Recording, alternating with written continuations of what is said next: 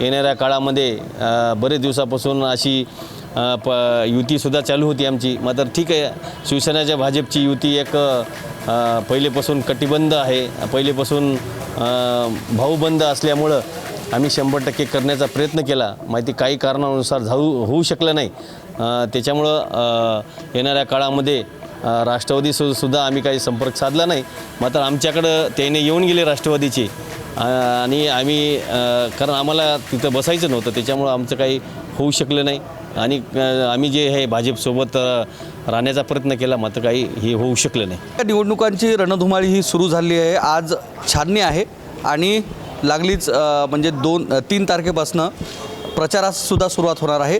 एकूणच ज्या काही राजकीय घडामोडी घडल्या, कार्यकर्त्यांचे रुसवे-फुगवे झाले, एकंदरीतच महापालिकेची काय रणनीती आहे त्या संदर्भात आपल्यासोबत शिवसेनेचे नांदेड उत्तरचे विद्यमान आमदार बालाजी कल्याणकर हे आपल्यासोबत आहेत. महापालिकेमध्ये आता आपण तयारी करत आहात, एकूणच काय तयारी आहे आणि काय रणनीती असणार आहे? कालच नांदेड महापालिकेच्या उमेदवाराचं अर्ज लास्ट तारीख होती आणि काल पूर्ण आपले 40 उमेदवार नांदेड महापालिका शिवसेनेतर्फे उभे टाकलेले आहेत. आणि जे आज छाननी झालेली आहे, आज छाननीचा दिवस आहे, उद्याचा दिवस आहे, त्याच्यामुळं 2 दिवसामध्ये पूर्ण प्रक्रिया पूर्ण होईल आणि येणाऱ्या काळामध्ये 2-3 दिवसात आपले शिवसेनेचे उमेदवार लगेच तुम्हाला जे उमेदवार सक्षम दिलेले आहेत, आपण 40 उमेदवार शिवसेनेकडून नांदेड महापालिकेचे आहेत नगरपालिकेवर आणि 100% 40ला 40 उमेदवार आपले शिवसेनेचे विजयी होतील आणि आपण चांगले सक्षम, चांगले काम करणारे धडाडीचे असे नगरसेवक 2-2, 4-4 टर्मचे नगरसेवक आपल्या शिवसेनेमध्ये उभं टाकलेले आहेत आणि 100% येणाऱ्या काळामध्ये आपला नांदेड जिल्ह्यावर दक्षिणचासुद्धा चांगले उमेदवार सक्षम आहेत, काम करणारे आहेत.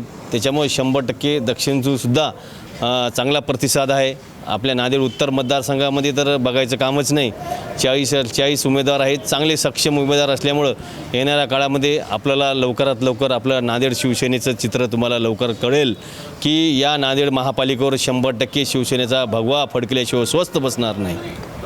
ज्या पद्धतीनं सुरुवातीच्या कालावधीमध्ये की भाजपा आणि शिवसेना याच्यामध्ये युती होणार होती, भाजपाचे जे नेते आहेत अशोक चव्हाण यांनी सुद्धा सांगितलं की आमची जी बोलणी आहे ते शिवसेनेची सुरू आहे आणि त्यानुसार शिवसेना आमच्यासोबत राहणार आहे असं सांगण्यात आलं.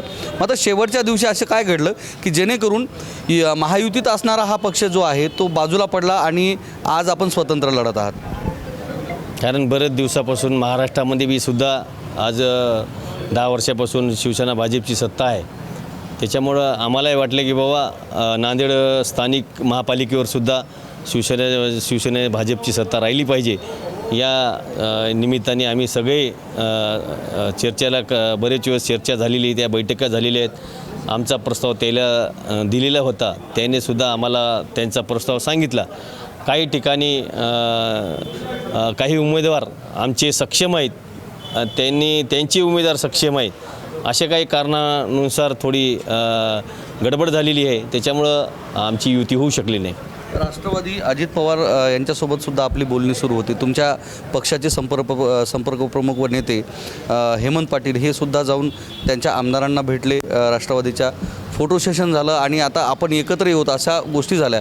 मात्र राष्ट्रवादी सुद्धा सुत नाही.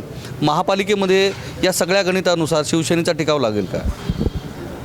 शिवसेनेचा टिकाव लागेल म्हणजे नांदेड उत्तर मतदारसंघामध्ये आज 5 वर्षे, मागच्या 5 वर्षामध्ये मी जे महाराष्ट्र राज्याचे ज्यावेळेस मुख्यमंत्री एकनाथभाई शिंदेसाहेब होते त्यावेळेस नांदेडला भरपूर काही निधी दिलेला आहे.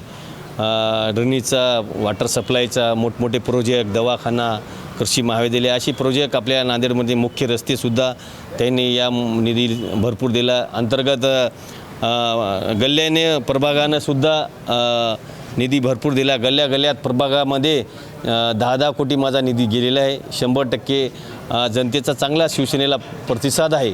येणाऱ्या काळामध्ये बरेच दिवसापासून अशी युतीसुद्धा चालू होती आमची. मात्र ठीक आहे, शिवसेनेच्या भाजपची युती एक पहिलेपासून कटिबंध आहे, पहिलेपासून भाऊबंद असल्यामुळं आम्ही 100% करण्याचा प्रयत्न केला. माहिती काही कारणानुसार होऊ शकलं नाही. त्याच्यामुळं येणाऱ्या काळामध्ये सुद्धा आम्ही काही संपर्क साधला नाही. मात्र आमच्याकडं त्याने येऊन गेले राष्ट्रवादीचे आणि आम्ही कारण आम्हाला तिथं बसायचं नव्हतं, त्याच्यामुळं आमचं काही होऊ शकलं नाही आणि आम्ही जे हे भाजपसोबत राहण्याचा प्रयत्न केला, मात्र काही हे होऊ शकलं नाही. महापालिकेमधून मध्ये आता 81 नगरसेवक असणार आहेत आणि आपण 40च उमेदवार उभं केले. ते हे कशासाठी?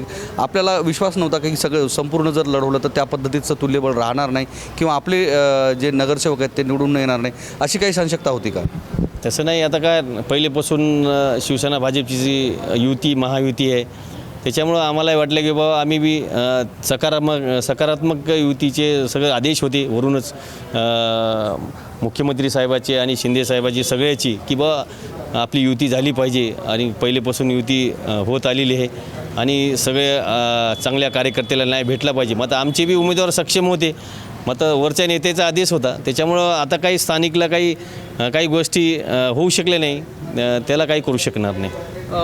नांदेड महापालिकेमध्ये पूर्वीचे 73 नगरसेवक होते जे काँग्रेसचे, जे की अशोक चव्हाणांच्या आधिपत्याखाली ती महापालिका हस्तगत करण्यात आली अथवा सत्ता स्थापन करण्यात आली होती आणि शिवसेनेचा केवळ एक नगरसेवक होता.